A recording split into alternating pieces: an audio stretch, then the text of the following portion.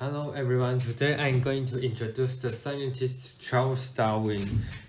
He was a British naturalist, geologist, and biologist whose most famous work was The Evolution of Natural Selection. He explains the sources of adaptation and states that he believes all species evolved from a small number of common ancestors. By the 1930s, Darwin's theories became the main interpretation of evolutionary mechanisms and became the basis of modern evolutionary thought, which is the cornerstone of today's biology with a scientific consensus and rational explanation of biodiversity. Charles Robert Darwin was born on February 12, 1809, at Mount Manor in the town of Shrewsbury, Shropshire, England, on the same day as the U.S. President Abraham Lincoln. In September 1818, Charles and his brother Erasmus entered the Shrewsbury School, where classical culture was the main content of the school. Charles hated Latin and ancient Greek, but was able to cope with rote learning and admire the works of Chaucer, Shakespeare, and Milton. Near graduation, Charles was influenced by his brother and became fascinated by chemistry. Reading chemistry books such as William Henry's Chemical Questions and Answers, they did chemistry experiments in their garden, and their classmates gave Darwin the nickname Gas. His father, Robert Darwin, was a well-known local doctor, and his grandfather, Erasmus Darwin, was an authority on British medicine, who wrote books such as Life Science and Botany.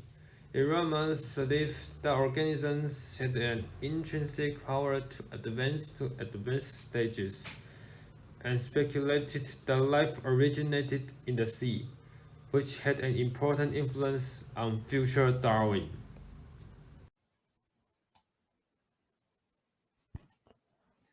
Hello everyone, this is my part. I will talk about Darwin's college career. Beginning in the summer of 1825, Darwin apprenticed with his father, documenting the condition of some patients. My brother went to Christ College, Cambridge. Roberts arranged for him to go to the University of Cambridge, where Darwin attended a lot of social activities, met many high-class people, and after enrolling, Darwin signed up for courses, but did not like university course.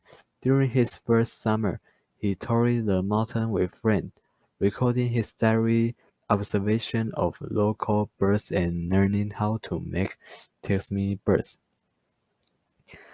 James Sam gave students 3 practical lessons a week at the museum, explaining various exhibits, including mirrors, and Darwin learned about the sequencing of rock formations.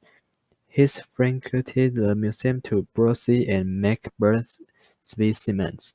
Darwin's aversion to mackerel, and he kept writing letters home to inquire about the situation, and finally left school on April 25, 1827, without receiving a degree.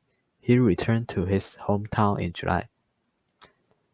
In the home of a tobacconist,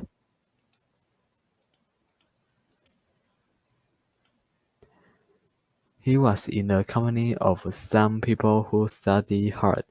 He developed hobbies such as listening to music and visiting museums. He asked about sailing schedules and fares to the Canary Islands, Adam Sedgwick takes Darwin on an expedition. On this trip, Darwin learned a lot about geology. Back home, he received a letter from Hansel and Peacock with a ticket to travel around the world. It turned out that the Navy was seeking a partner for Captain Robert Fitzroy to carry out an expedition to the coast of South America. The matter reached the ear of Darwin's father, who steadfastly refused. In South America, Darwin found and excavated some fossils of extinct giant mammals. He determined that some of the animal nails came from a giant amandine, 2 to 3 times the size of common armadillo in the area.